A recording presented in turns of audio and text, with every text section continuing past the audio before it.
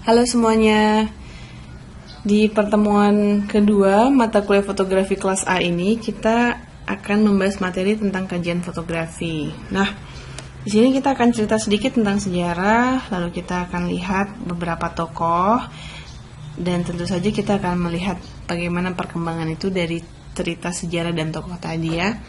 Nah, fotografi itu berasal dari bahasa Yunani ya. Kata fotografi sendiri berasal dari bahasa Yunani, yang kalau sederhananya kita akan melihat fotografi itu adalah teknik menggambar dengan medium cahaya.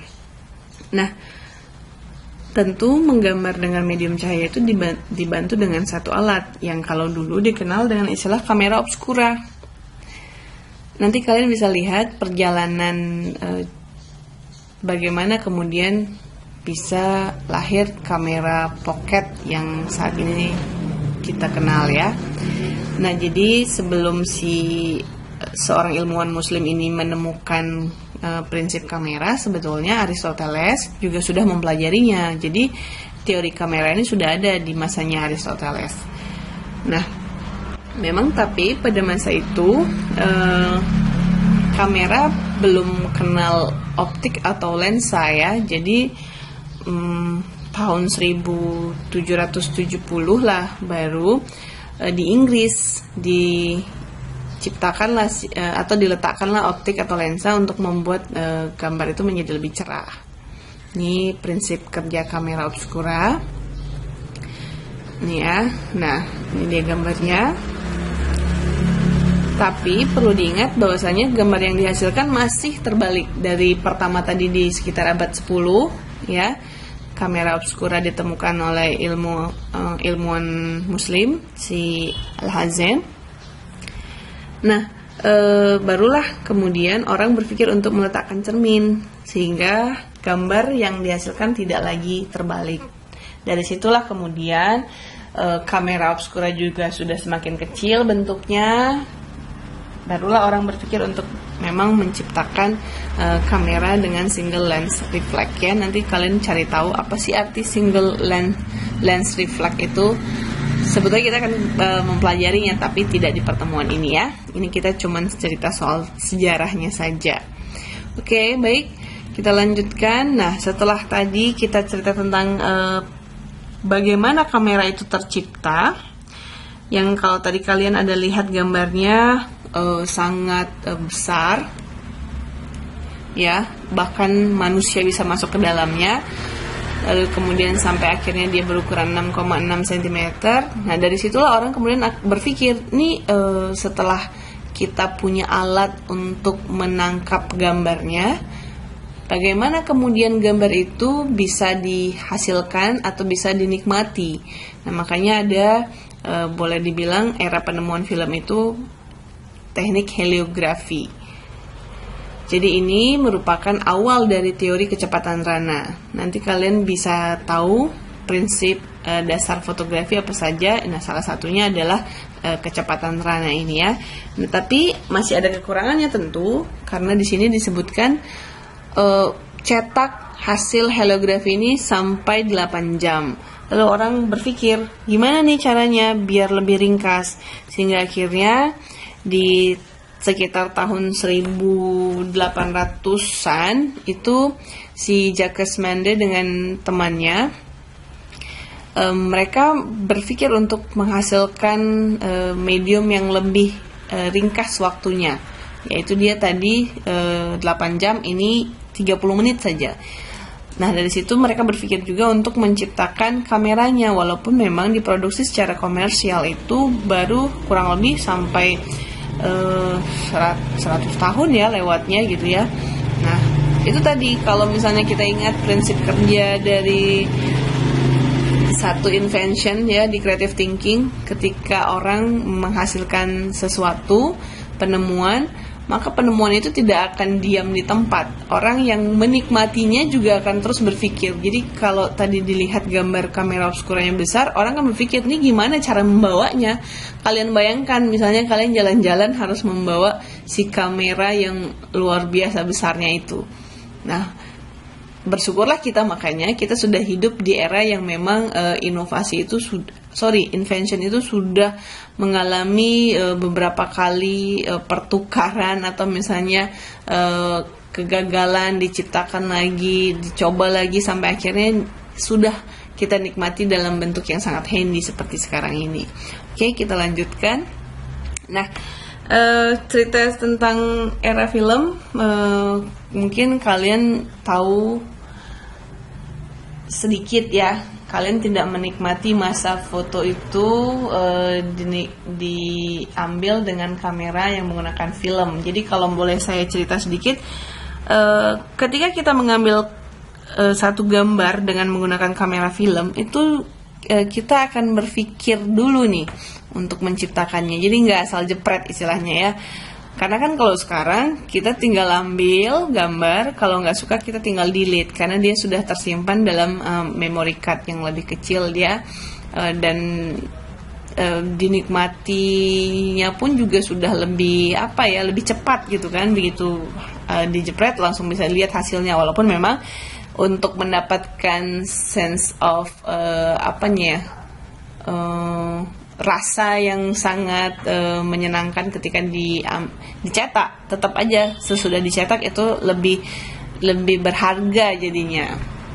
Nah, ini kalian bisa lihat di sini ada gambar brownie kameranya, karena ini juga merupakan cikal bakal. Nah, itu hasilnya sudah hitam putih ya,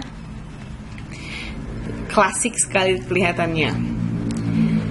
Nah, baru mulai berbentuk film negatif berwarna, yang sehingga sudah kelihatan warna biru dan lain sebagainya itu di tahun 1936.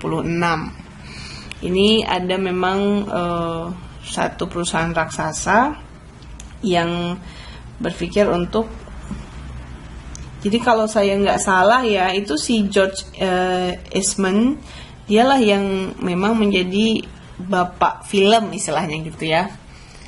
Oke, nanti kalian boleh coba dicari lebih detail lagi tentang sejarah penemuan film ini, karena memang kan kalau boleh dibilang sebelum dia sampai ke era film berwarna itu ada Polaroid, itu kalau nggak salah di tahun 1948 ya, nanti coba dicari. Nah, yang sekarang ini kan mungkin kalian juga ada beberapa yang punya nih kamera Polaroid. Itu kan dia merupakan penemuan yang kembali eksis gitu. Walaupun memang pada masanya penggunaan Polaroid itu juga tidak yang untuk sembarangan. Ya itu tadi saya bilang, kalau dia dulu prinsip kamera foto, karena memang dia tidak bisa langsung ada datang asisten saya. Oke, kita lanjutkan. Kita masuk ke materi berikutnya. Nah, kamera SLR sendiri itu muncul di tahun 1936 ya. Nah, nanti kalian ada coba lihat satu tokoh, saya ada sebutkan, dia itu merupakan brand ambassador dari Hasselblad ini. Nanti cobalah kalian cari, ada beberapa tokoh yang saya sebutkan nanti, nih ya. Ini kita skip aja bagian yang ini. Kalau sekarang ya mungkin kalian sudah tahu ya, ada Nikon, Canon, Yashica, Olympus, dan mungkin kalau dulu saya punya kamera namanya Fuji, nama filmnya Fuji Film gitu. Ada dulu nama kameranya kamera Fuji. Oke. Nah, ini kalau di Laboratorium Ilmu Komunikasi masih ada nih beberapa kamera yang masih menggunakan film, tapi memang sifatnya sudah hanya untuk di-display sebagai ilmu saja ya, bukan untuk digunakan lagi. Nah, jadi kalau tadi udah cerita belum panjang lebar lah ya sebetulnya, kita cerita tentang fotografi, mungkin boleh dibilang fotografi itu sebuah gambar yang dihasilkan harus menggunakan medium tertentu ya. Ya makanya dibilang di sini pembentukan gambar menggunakan alat yang disebut kamera. Nah, sebuah gambar tidak dapat dihasilkan tanpa menggunakan cahaya. Jadi bayangkan kalau misalnya gelap gulita, kita foto, kayaknya yang terambil ya cuman hitam saja, kecuali kalau ada yang matanya merah, ya. Oke. Nah, fotografi itu disebut juga sebagai sebuah proses atau metode menghasilkan gambar dari sebuah objek pada media yang peka cahaya dengan bantuan alat yang kita sebut kamera. Ini mungkin kalau tadi secara sederhana menggambar dengan medium cahaya gitu kan. Nah, dilengkapi lagi bahwasanya ini adalah sebuah proses atau metode yang harus ada alat bantunya sehingga kemudian ada karya yang diciptakan. Tapi yang perlu diingat di sini, kita itu melihat fotografi bisa dari sisi seni dan juga dari sisi ilmu pengetahuan. Dia kalau tadi kalian mundur ke belakang, kalian bisa lihat prinsip kerja daripada kamera obscura itu terdapat prinsip dasar fisika di sana kan, bahwasanya ketika ada satu gambar yang terpapar cahaya atau yang kena cahaya, maka refleksinya akan muncul tapi dalam bentuk yang terbalik. Nah, kemudian orang berusaha untuk menciptakan temuan-temuan yang bisa akhirnya selain dia tidak terbalik, dia juga cerah. Nah, tapi fotografi ini juga harus kita pandang dari sisi seni, karena memang satu karya itu sifatnya sangat universal maknanya. Jadi ketika kamu mengambil satu gambar tentang pemandangan alam misalnya, orang lain bisa saja melihat dari sisi yang berbeda pemandangan alam yang kamu ciptakan itu. Mungkin kamu mau menggambarkan kebesaran Tuhan, tapi dia melihatnya dari sisi yang berbeda, misal ya. Nanti kalian coba kita kasih tugas, satu foto itu bisa dimaknai beberapa orang dari sisi yang berbeda. Nah, makanya tadi di sini dibuat bahwasanya fotografi itu bisa dilihat dari sisi seni dan ilmu pengetahuannya. Oke? Untuk fungsi fotografi secara sederhana, ya dia bisa mendokumentasikan satu momen, oke? Tapi ketika kita mendokumentasikan satu momen, kadangkala kita tidak mau dia hanya seperti merekam atau menangkap atau menyimpan. Kita juga ingin bahwasanya dari dokumentasi kita itu ada pesan. Pesan itu tadilah yang kemudian diwujudkan dalam sebuah karya seni. Nah, dari fungsi ini sebetulnya dia bisa akhirnya melahirkan beberapa tujuan tergantung daripada penerapannya. Misalnya dia seperti ini. Kalau penerangan, dia bisa mendidik, menarik perhatian dan memengaruhi. Nah, makanya kayak misalnya kalau nanti kita lihat dari sisi keilmuannya itu ada fotografi dalam ilmu kehumasan. Itu kan sifatnya dokumentasi satu momen tapi bertujuan untuk kemudian menerangkan, memberikan informasi. Ya. Nah, ada juga dari sisi penemuannya. Penemuannya dia misalnya bisa membuka lapangan kerja. Karena sekarang kita tahu bahwasanya yang punya kemampuan fotografi itu tidak hanya orang yang memang secara khusus belajar fotografi di kelas ya, ada yang mungkin secara otodidak, tapi karena dia punya passion, dia punya kesukaan dan dia rajin memang mengasah kreativitas. Nah, yang perlu diingat di sini adalah fotografi itu lebih kepada memang membiasakan. Jadi kalau misalnya kalian memang punya ketertarikan dengan dunia fotografi, pengen jadi fotografer, tapi ngerasa kok kayaknya aku nggak punya darah seni, itu dikesampingkan aja. Nggak ada itu istilahnya karena nggak punya bakat jadi kita nggak bisa. Mungkin betul bakat itu adalah salah satu yang memang tidak bisa diganggu gugat ya. Tapi kalau kemudian kita belajar, kita coba terus menerus, sepertinya kita akan bisa punya bakat di bidang fotografi. Oke, nah di sini disebutkan tujuan fotografi juga untuk pengungkapan pribadi, itu betul. Ya kayak kalian lah misalnya sering foto-foto sama teman-teman atau misalnya selfie. Selfie itu jangan dianggap bahwasanya hanya sekedar foto biasa ya, karena pasti ada makna yang tidak secara sadar mungkin ketika kita mengambil foto, kita itu mau menyampaikan sesuatu. Nanti boleh coba kalian buka galeri kalian, coba lihat lagi selfie-selfie yang kalian buat. Oh iya ya, ini kayaknya aku mau nampilkan aku lagi sedih gitu. Gitulah kira-kira tujuan daripada fotografi yang mungkin ini secara sederhana ya. Pasti masih banyak lagi tujuan fotografi yang tidak kita bahas di sini. Oke.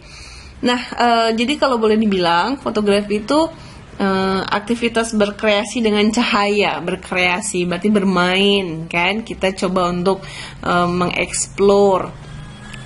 Dan perlu ditekankan di sini bahwasanya memang seperti yang tadi disebutkan, fotografi ini sangat subjektif karena setiap pemotret mempunyai cara pandang yang berbeda tentang objeknya ketika kemudian dia mencoba melahirkan dalam satu karya foto. Jadi kita nggak bisa memaksakan sebetulnya apa yang ada dalam pikiran kita tentang satu karya untuk dipahami sama oleh orang. Nah, ini ada tokoh-tokoh fotografis yang saya rangkum sedikit ya, karena kalau misalnya kita cari pasti ada banyak sekali tokoh fotografi yang sifatnya dunia maupun lokal. Yang paling tadi saya sebutkan adalah Timothy Hogan. Ya, Timothy Hogan ini ternyata merupakan ambasador dari tadi produk Hasselblad kalau saya nggak salah, Hasselblad ya. Oke. Nah, nanti kalian boleh cari tahu Kartono Riyadi itu siapa. Dia sangat fenomenal, satu karyanya dia ini merupakan wartawan surat kabar ya. Begitu juga dengan Arbain Rambe. Ini kalau misalnya kalian tanya sama dosen-dosen kita di komunikasi, beliau pernah mengajar di prodi ilmu komunikasi. Nah, yang kalau di era Bahir ini mungkin yang rajin-rajin buka Instagram, lihatlah ya, ini saya juga sangat sering melihat kalau artis itu misalnya melakukan maternity photoshoot ataupun wedding, seringnya sama Dira Bahir. Walaupun masih banyak lagi yang lainnya, ada Rio Motret, ada lagi kalau kita di Medan mungkin Fathahilah Ginting, ada senior kita juga yang mungkin dia fokus di fotografi baby, Bang Firman Silalahi dan lain sebagainya. Jadi ada banyak sekali memang orang-orang yang menekuni bidang fotografi saat ini. Nah, saya tidak membahas detail tentang sejarahnya sampai kemudian kalian tahu bahwasanya fotografi ini sudah sangat handy, dengan artian bahwasanya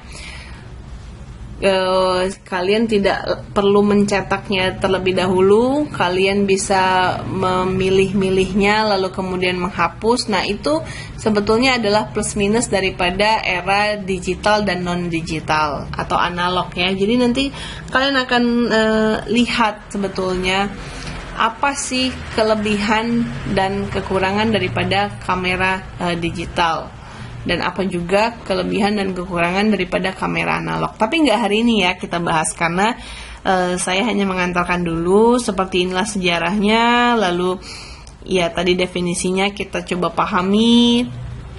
Dan terakhir ada beberapa quote yang saya rasa menarik untuk kita ingat bersama. Ada Andreas Ferninger, ada Kartono Riyadi, dan Dira Bahir. Dira Bahir ini sebenarnya disebutkan dalam bahasa Inggris. Saya ambil quote-nya di Instagram dia kalau nggak salah. Nah, jadi kamera, ingat, dia hanya sebuah alat untuk menghasilkan karya seni. Foto yang bagus adalah foto yang informatif, mencakup konteks, konten, dan komposisinya. Lalu, gambar yang menakjubkan tidak hanya tentang mengambil gambar indah dan mempesona, tapi juga merupakan sebuah formula penyampaian emosi di setiap momen yang ditangkap. Saya harapkan dari 3 quote ini kalian bisa memahami bagaimana sih sebetulnya ilmu fotografi. Baik, demikian dulu materi kajian fotografi kita. Untuk pertanyaan dan mungkin juga diskusi kita akan lanjutkan pada sesi kelas yang lain. atau kita akan lanjutkan melalui Google Classroom ataupun dari WA Group. Terima kasih atas perhatiannya, sampai jumpa.